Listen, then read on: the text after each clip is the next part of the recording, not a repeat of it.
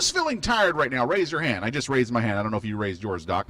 But probably quite a lot of you. No matter how much you sleep, it doesn't seem to make a difference. The recommended 8 hours, forget it. You still wake up feeling like you were in the land of the dreamers for barely 30 minutes. Sometimes I feel like that all the time. If you're struggling with feeling overtired or overly tired, your sleeping habits may not be to blame. Everything from your diet to your loathing of exercise can wreak havoc on your mood, making you feel more tired than you should be. For example, coffee may be your daily lifeblood, but could also be the reason behind your fatigue. Same goes for what you're having for breakfast. Here are a few reasons why you might be feeling sluggish, along with how to solve the problem once and for all. So this is an article here that we're reading that we'll post on our Facebook page, facebook.com/KFunRadio. All right, so number one, too much coffee. I've never heard of this one, Doc. Coffee may seem like it wakes you up, and it does for a while, but when you drink too much, your body becomes dependent on the caffeinated drink. Research has shown that when people decrease their coffee intake, they actually feel less tired when morning comes around. Try to stick to just 1 cup in the morning and cut all coffee by midday. Now, Doc, I take about 2 cups of coffee per day. Should we stop drinking a lot of coffee? Well, coffee is always an interesting topic because anything you read in medical literature is pretty supportive of coffee use. It really doesn't seem to have any significant health danger. But if you view the caffeine in coffee as a drug, which it really is a drug, it happens to be a legal drug, you can see where overuse is going to cause some sort of a rebound effect. And I think their argument is correct. I think if you're a heavy coffee drinker, when you attempt to sleep at night, you're, of course, withdrawing from the caffeine during the sleep, and consequently you wake up tired. So I think there's something to it. Just like anything else, we always come back to the same advice. Anything in moderation tends to be fine. All right, here's another one. Number 2, not enough exercise. Sorry, but you're probably not going to like this one. It says exercising has been proved to reduce fatigue by up to 65%. It doesn't have to be a lot. Instead of sitting, stand up. Instead of taking public transport, walk a little more. Exercise will boost the efficiency of your cardiovascular system, delivering more oxygen and nutrients to your body, and more important, making you feel more energetic and less tired. Well, I completely agree with this one. Anybody who exercises tends to be more energetic, and once a person gets used to doing some form of regular exercise, it's very difficult to give it up even. Think about it this way, too. It's something that happens in the brain physiologically. If we exercise, our bodies release all of these positive chemicals called endorphins, and these things make you feel good. And if you don't exercise, you don't have release of some of the positive hormones or neurotransmitters in the brain, and you're more likely to feel tired. All right, let's go on to the next one here. Let's see, number 3, we have skipping breakfast. Breakfast is the most important meal of the day. As you've heard countless times from your parents and medical experts, well, turns out they're right. Skipping breakfast will inevitably make you tired because it's the one meal needed to kickstart your metabolism for the day. An ideal breakfast includes whole grains, lean protein, healthy fat, oatmeal with protein powder and a bit of peanut butter, eggs with 2 slices of whole wheat toast or low-fat yogurt. Are we skipping breakfast, and is that why we're tired? Well, I think there's a couple of different ways to look at that. We treat a lot of patients for weight loss reasons here in Fresno at the Center for Medical Weight Loss, and we don't insist that people eat breakfast. Our position with respect to weight loss is that if a person isn't hungry in the morning, you shouldn't eat when you're not hungry. However, if you are a breakfast eater, I think it's important to definitely eat healthy breakfast. And I wholly agree with the breakfast that they suggested on the article. It's rich in protein. It's low in simple carbohydrates. It's a very healthy type breakfast that's suggested in the article. The next one is not enough water. Being overly tired is often one of the first symptoms of dehydration.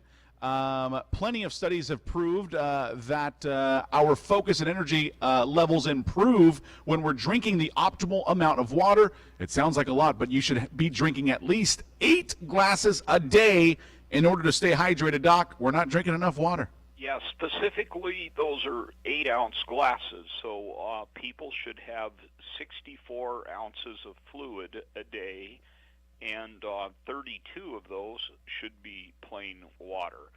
And I definitely think that concept with respect to feeling tired and being dehydrated is true.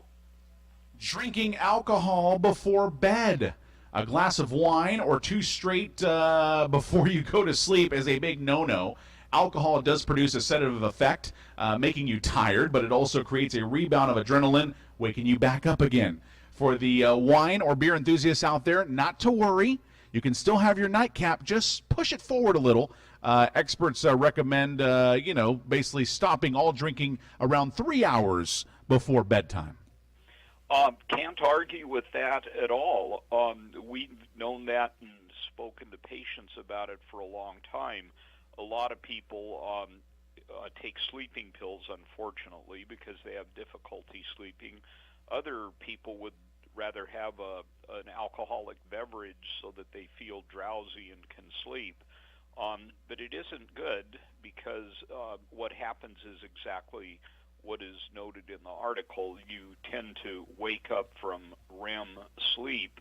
You might not wake up all the way, but you're not getting good quality sleep if you use alcohol to go to sleep.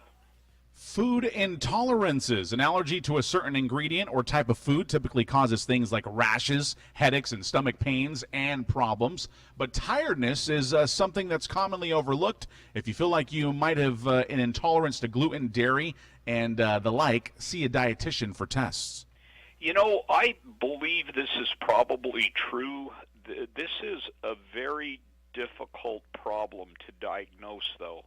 One of the reasons for it is a lot of the allergies to food are an IgG-type allergic reaction. And because of that, you can be allergic to something that you ate several days before. So it's really difficult to identify the food that a person is allergic to. There are some special testing panels that are usually not covered by insurance, unfortunately. And a person's primary care doctor can direct them towards that sort of testing. Not enough iron. A lack of iron in your diet can leave you feeling moody, tired, unable to focus, and generally weak. This is because less oxygen is traveling to your muscles and cells, making you want to sit on the sofa rather than go for a brisk walk. To combat the problem, stock up on lean beef, tofu, eggs, nuts, and kidney beans. Doc, I've never heard of this one, not enough iron. I don't think this was a very good one. I don't disagree with it.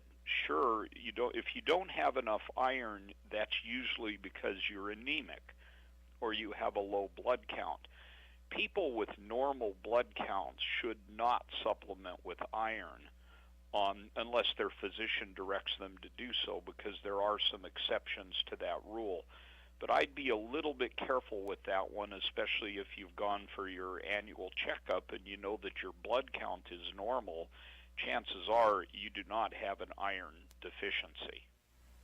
Hormones. Hormonal imbalances, especially among women, are one of the most common causes of tiredness. Adrenal fatigue may be behind all of your exhaustion. This is when your adrenal glands, which help produce hormones, are affected by stresses in your daily life, throwing your hormones completely out of whack. try getting on board with meditation to de-stress each day. Hormones. Well, I agree with this one completely, but this is one that the individual needs to go talk to their physician about.